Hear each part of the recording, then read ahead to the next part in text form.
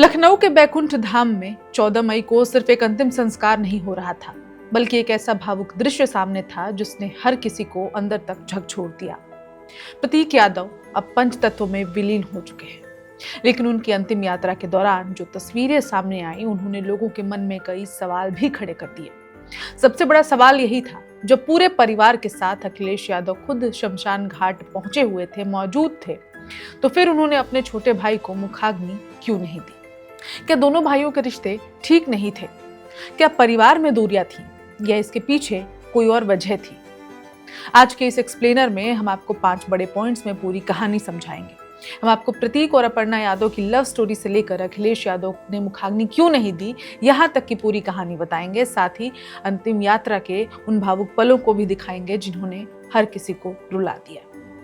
नमस्कार, मेरा नाम है ऋचा पराशर और आप देख रहे हैं वन इंडिया हिंदी।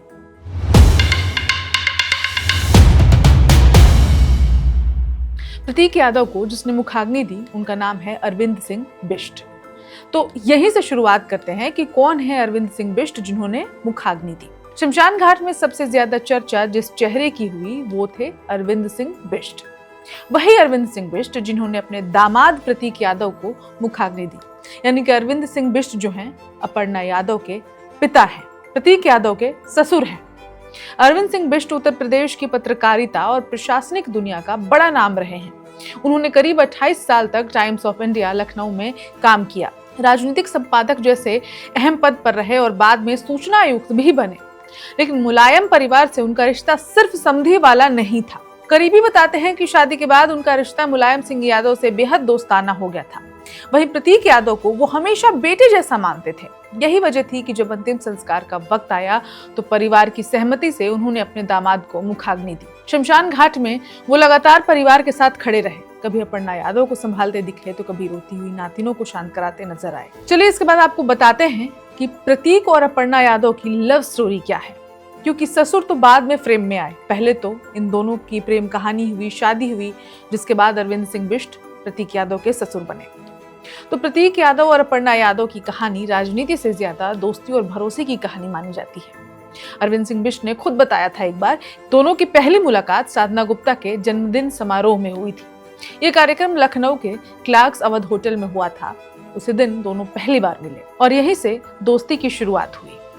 बताया जाता है कि उस कार्यक्रम में अपर्णा को छोड़ने खुद अरविंद सिंह बिष्ट गए थे, वो भी वहां मौजूद थे कार्यक्रम में। बाद में अपर्णा पढ़ाई के लिए विदेश चली गई, लेकिन दोनों के बीच बातचीत जारी रही।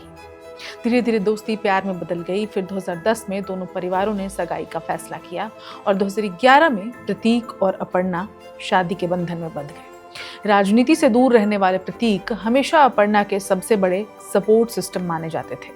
जब अपर्णा ने राजनीति में कदम रखा और भाजपा ज्वाइन की खास करके, तब भी प्रतीक ने कभी सार्वजनिक तौर पर किसी विवाद में खुद को नहीं डाला। बीच में दोनों के बीच अलग होने की खबरें आई, तलाक की बातें चल रही थी, पर बच्चियों के लिए दोनों हमेशा मिला करते थे, वेकेशंस पर जाया करते थे। करीबी ये भी बताते हैं कि दोनों के बीच का रिश्ता बेहद मजबूत था और यही वजह थी कि अंतिम यात्रा के दौरान अपर्णा यादव पूरी तरह से टूट चुकी थी। वो कई बार बिलख बिलख कर रोती नजर आई। आखिर कैसे थे प्रतीक यादव? हालांकि प्रतीक यादव मुलायम सिंह यादव और साधना गुप्ता के बेटे थे, लेकिन उन्होंने हमेशा राजनीति से दूरी बनाकर रखी। उनका झुकाव फिटनेस और बिजनेस की तरफ ज्यादा था। उन्होंने यूनाइटेड किंगडम की यूनिवर्सिटी ऑफ लीड्स में पढ़ाई की। भारत लौटने के बाद लखनऊ में आधुनिक जिम शुरू किया। कहा जाता है कि लखनऊ में आधुनिक फिटनेस कल्चर को लोकप्रिय बनाने वालों में प्रतीक यादव का बड़ा योगदान था। वो बॉडी बिल्डिंग और हेल्थ को लेकर बेहद गंभीर रहते थे, लेकिन कोरोना महामारी के बाद उनकी तबीयत लगातार बिगड़ती गई। करीबी लोगों के मुताबिक कोविड के बाद उनकी शारीरिक और मानसिक स्थिति दोनों प्रभावित हुई। फिर माता पिता के निधन ने भी उन्हें भीतर तक तोड़ दिया। वो कई बार अस्पताल में भर्ती भी हुए। हालांकि बाहर से हमेशा शांत और फिट दिखने वाले प्रतीक अंदर ही अंदर गंभीर बीमारी से जूझ रहे थे। डॉक्टरों के मुताबिक उन्हें पल्मोनरी एम्बोलिज्म था, जिसमें खून का थक्का फेफड़ों तक पहुंचकर ब्लड सर्कुलेशन रोक देता है। जिसके बाद अब उस सवाल की बात करते हैं जिस पर हमने ये पूरा एपिसोड कर शुरू किया था। अखिलेश यादव ने मुखाग्नि क्यों नहीं दी? यही इस पूरी कहानी का सबसे बड़ा सवाल बन गया है। सोशल मीडिया पर कई लोग पूछ रहे थे, क्या अखिलेश यादव को अपने भाई से लगाव नहीं था? क्या परिवार में दूरियां थी? लेकिन शमशान घाट से आई तस्वीरें तो कुछ और ही कहानी बता रही थी।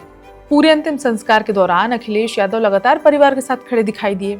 कभी वो अपर्णा को संभालते दिखे, तो कभी रोती हुई बच्चियों को चुप कराते दिखे, तो कभी जो प्रतीक यादव की छोटी बेटी है उन्हें शमशान घाट पर अखिलेश चॉकलेट खिलाते हुए दिखे, यानी कि संभालते दिख रहे थे जब वो परिवार को। तो टूट और दूरी का सवाल कहां से आता है? हम सबने देखा कि शमशान घाट पर प्रतीक की बेटी को अखिलेश चॉकलेट खिलाते नजर आए थे। करीबी सूत्रों के मुताबिक परिवार की आपसी सहमति से अरविंद सिंह बिष्ट ने मुखाग्नि दी, जिसका कारण हम आपको पहले बता चुके हैं। क्योंकि अपर्णा उनकी बेटी थी और प्रतीक को वो दामाद से ज्यादा बेटे के तौर पर मानते थे और उनका रिश्ता बेहद भावनात्मक था, बहुत ही खास लगाव था। धार्मिक मान्यताओं के अनुसार भी अगर परिवार सहमत हो तो ससुर दामाद को मुखाग्नि दे सकता है। काशी के विद्वानों के मुताबिक हिंदू धर्म में अंतिम संस्कार की परंपराएं अलग अलग परिवारों से भिन्न हो सकती हैं। ऐसे में विवाद या दूरी से जोड़कर देखना सही नहीं माना जा रहा। और अंतिम यात्रा का सबसे भावुक पल, वैकुंठ धाम में उस वक्त माहौल पूरी तरह गमगीन हो गया जब प्रतीक यादव की बेटी अपने पिता के पार्थिव शरीर के सामने फूट फूट कर रोने लगी। वो बार बार अपने पिता को देख रही थी। उसे यकीन नहीं हो रहा था, मानो कि उसके पिता वापस नहीं आएंगे। वहीं अपर्णा यादव भी कई बार खुद को संभाल नहीं पाई। करीबी रिश्तेदार लगातार उन्हें ढांढस बंधाते रहे। शव वाहन पर प्रतीक यादव की अपने पालतू कुत्तों और बंदर के साथ तस्वीर लगी थी। ये तस्वीर देखकर भी कई लोग भावुक हो गए, क्योंकि प्रतीक को जानवरों से बेहद प्यार था। सपा कार्यालय के बाहर भी पार्थिव शरीर को कुछ देर रखा गया, जहां नेताओं और कार्यकर्ताओं ने नम आंखों से श्रद्धांजलि दी। 38 साल की उम्र में प्रतीक यादव का यूं अचानक चले जाना क्या तो परिवार के लिए ही नहीं बल्कि उत्तर प्रदेश के लिए भी एक भावुक क्षण बन गया। और शायद यही वजह है कि बैकुंठ धाम से उठता हुआ धुआं सिर्फ एक चिता का नहीं था, बल्कि एक ऐसे शांत, निजी और रहस्यमयी जीवन के अंत का प्रतीक बन गया, जिसे लोग अब हमेशा याद रखेंगे। Subscribe to One India and never miss an update. Download the One India app now.